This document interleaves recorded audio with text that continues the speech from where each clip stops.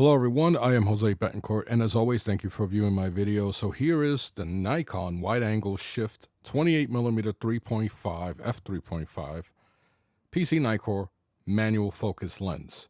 I bought it used at B&H. It was $300. Now, PC stands for perspective control, and when you have the camera perfectly leveled, now having the camera perfectly leveled means that you need a tripod. You can do it handheld, but you need a tripod.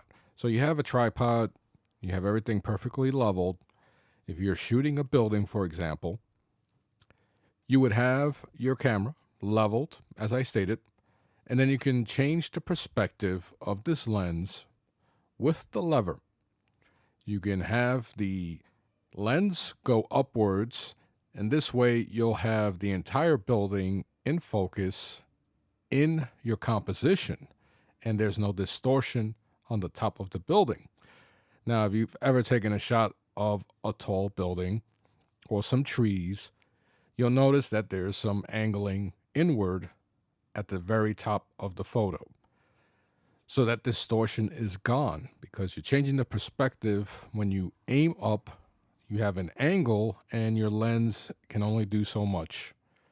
So this particular lens, whether you adjust it upward, downward, left to right, some people will use it left to right to do panoramic shots.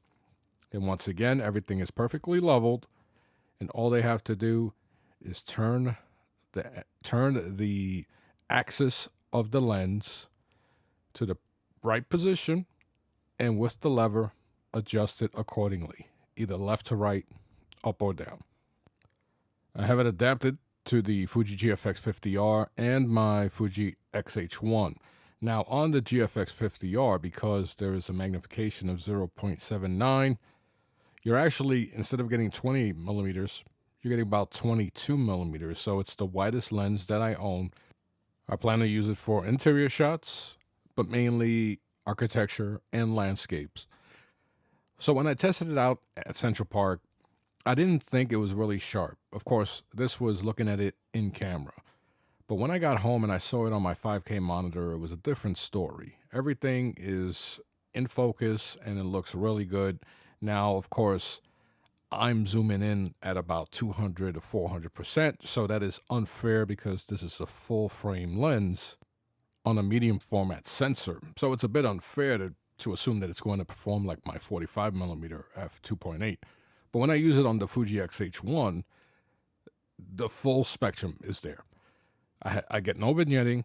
I get absolute top performance from this lens when paired with my Fuji XH1. Now we're talking about a 25 megapixel sensor, so a lot smaller. So it covers everything. This is meant for a full frame camera. Nonetheless, $300 at B&H used, of course. It was about an 8 in as far as condition. So the glass is fairly clean considering this is a lens from the 70s or something. And I'm pretty happy with the results. So let me know in the comment section if you have this lens, the 28mm f3.5 PC Nikkor. And I would love to see some of your photos. So if you have links, please share them. So until next time, I am Jose Betancourt. Talk to you soon.